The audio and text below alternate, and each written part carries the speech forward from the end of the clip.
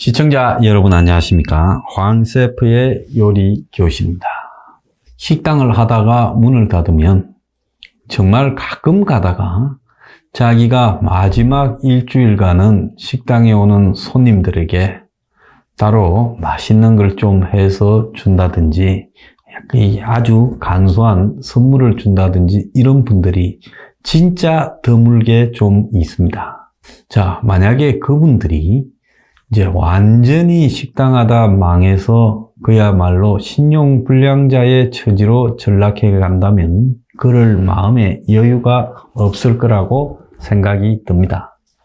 자, 그렇지만은 이제 하다가 이제 그만해야 되겠다라고 생각이 들은 꼭 재정적으로 붕괴하는 것과 관련이 없는 분들 중에는 이 업을 예술이라고 생각하다가 일단은 좀 접는다라고 생각했을 때 마무리도 그렇게 기억나게 아름답게 할 수도 있다고 봅니다. 정치판도 물러가면서 보면 꼭 사면을 하고 가는 사람들이 좀 있어요. 그래서 사면이 지 특권이라고 생각을 합니다. 미국의 트럼프가 물러나면서 지 특권들을 다 사면해 줬습니다. 이 대통령의 사면 권한이라는 것은 민주주의가 매우 잘못 운영되는 이런 사례라고 볼 수 있는 거죠. 대통령이라고 해서 이 잘못을 저지른 사람을 다 없애주고 봐주는 그런 권한을 굳이 부여해야 될 필요가 있습니까? 저는 없다고 봅니다. 그래서 대통령에게 사면 권한이 있다는 것도 현대 민주주의의 저는 수치라고 생각을 하고 있습니다. 애초에 저는 왜 윤이 문가리에게 MB 사면을 부탁했을까? 놔놓으면 알아서 해결할 텐데 이렇게 생각을 했습니다. 그런데 문가리 입장에서는 MB 사면을 고려하는 것도 결국은 나중에 퇴임 이후에 자기가 안전하자는 관점에서 MB를 사면하는 것이지 그 문제가 아니라면 MB 사면에 신경도 쓰지 않을 거예요. 부가적으로는 김경수를 MB하고 바꿔서 석방시키고 가고 또 끼워 넣을 수 있다면 정경심이도 끼워 넣고 싶었겠죠. 그래서 문가리는 또 이재용이 문제에 여러 가지 얽힌 게 있을 거니 생색도 내고 싶었겠죠. 그래서 그거를 문가리가 내가 할 수 있는 부분을 왜 네가 나한테 부탁해서 네가 해결한 것처럼 하느냐라는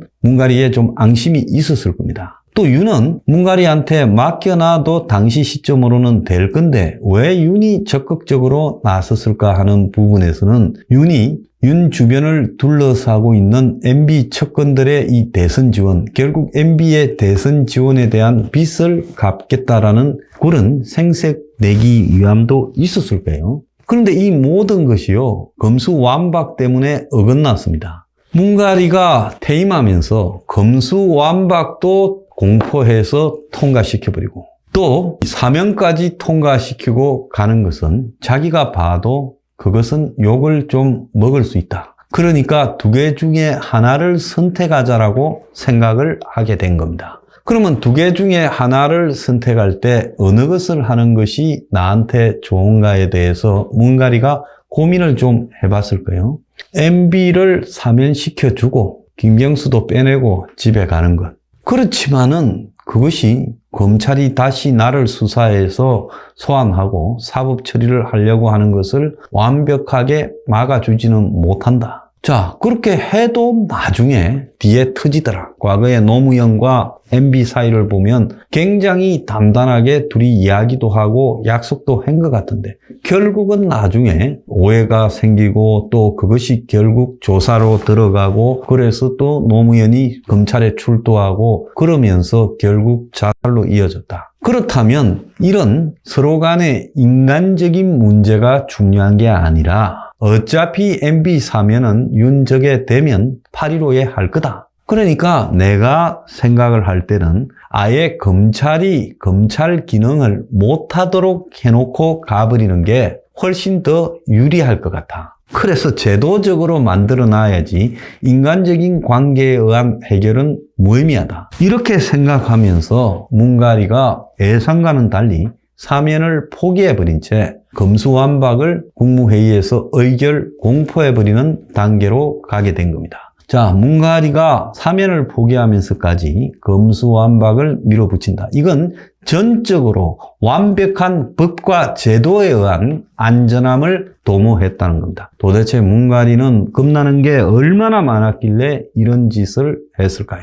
근데 하나 재밌는 것은 이재용이 사면이 국민 여론조사에서 찬성이 70%, 반대가 23.5%, 찬성이 3배가 많다. 이런 이야기를 언론들이 대서특필을 하고 경제단체들이 이재용, 신동빈 등을 특사해달라고 청원도 냈고 삼성전자 협력회사 207곳도 이렇게 이 청원서를 냈다고 합니다.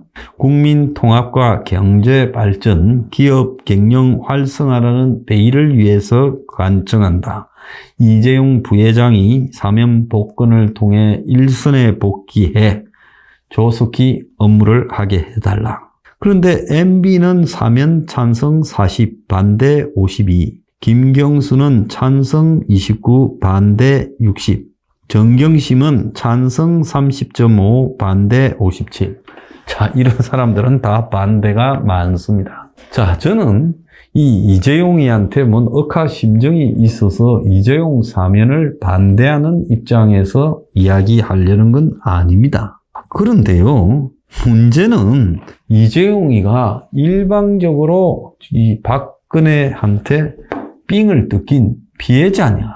아니면 이걸 갖다가 얻기 위해서 말도 사주고 또 재단에 돈도 낸 그야말로 안 그래도 주고 싶었는데 청와대가 암시를 하니까 야 싸다 하면서 그냥 내놓고 줬느냐. 지금 그런 부분을 우리가 한번 짚어는 볼 필요가 있다는 거죠. MB도 지금 MB의 제 중에 하나가 삼성이 MB가 미국의 BBK를 둘러싸고 김경준과 에리카 김 등과 돈의 방향 등을 놓고 소송을 벌이는 소송비 수십억을 삼성이 댔다는 거예요.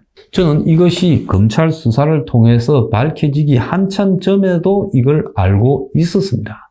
그러니까 MB가 대선 후보일 때 이미 당의 경선에서 이겼을 때 MB가 대선에 가는 것은 그냥 식은 죽먹기다라고 보고 따놓은 당상이라고 보고 삼성은 서포트를 했고 그 이후에 김경준이 왔지만은 김경준 사건이 무마되는데도 일정하게 역할을 해줬을 거라고 봅니다. 그러면 MB 때도 그렇게 했고 박근혜 때도 그렇게 했고 삼성은 이 박근혜하고의 관계에서는 뭘 얻고 MB한테는 뭘 얻었냐. MB 때는 편안했죠. 굉장히 편안했습니다. 박근혜 때는 이제 자기 돌아가신 아버지에 대한 갱년 승계권을 확보하는 과정에서 국민연금 등이 동원되어서 도와주고 또 삼성바이오, 삼바 등에서 있었던 실적을 부풀려서 상장되는 과정에서도 눈 감아 줬다라는 게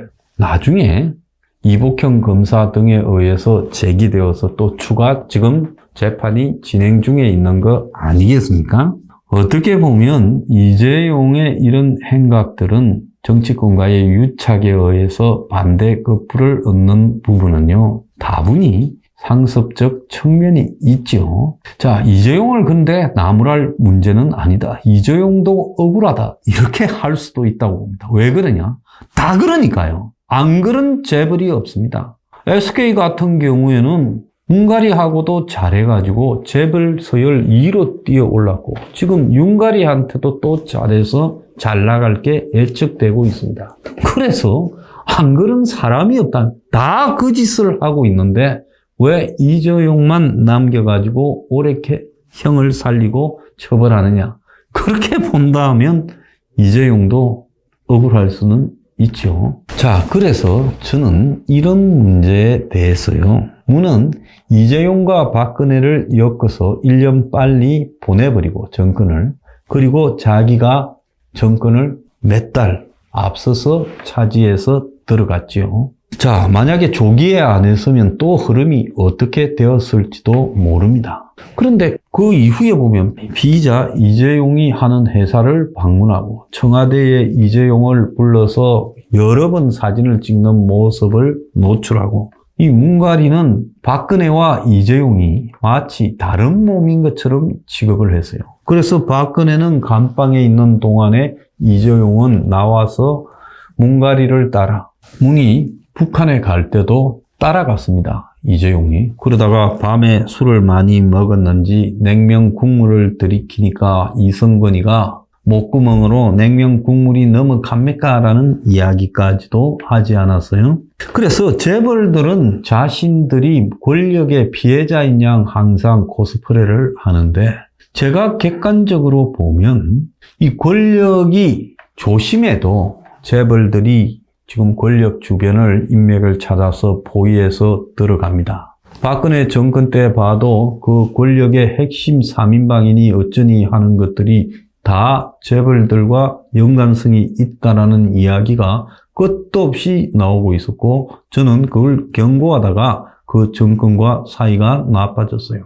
그래서 그렇게 본다 하면 가만히 있어도 사람을 풀어서 인맥을 찾아서 접근을 해서 그들과 거래를 함으로써 그야말로 싸게 막는 일을 벌이는 것이 재벌의 정치 개입 행태인데 가만히 있는 게 아니라 정치 권력이 요구를 하면 재벌들은 얼마나 좋다고 생각하겠습니까? 그래서 이것이 결국은 기업이 열심히 노력해서 돈을 벌고 또 위치에 올라가고 하는 것보다 조금만 정경유착을 하는 것이 얼마나 큰 이익을 갖다 주는가. 이런데 골몰하다 보니까 정경유착이 제일 싼 거예요. 딴 거보다. 그러니까 기업의 방향이 정경유착에 초점이 되어지고 오나들 자신이 마치 정경유착의 브로커로 뛰고 있는 듯한 모습이 누적되어 온 것이 대한민국의 실정이다. 저는 그렇게 생각합니다. 그래서 국민 다수는 이재용의 사면에는 아주 관대합니다. 저는 솔직히 말하면 이재용 잘못도 아니고 문가리 잘못도 아니고 국민의 수준이 이러하니 이런 정치 경제 유착이 지속되는 것 아닌가 생각을 합니다. 오늘의 디저트, 물러가는 대통령의 사면, 그리고 또 정경유착, 또 깜빵형, 이 모든 것은 국민 수준에 있는 것이다.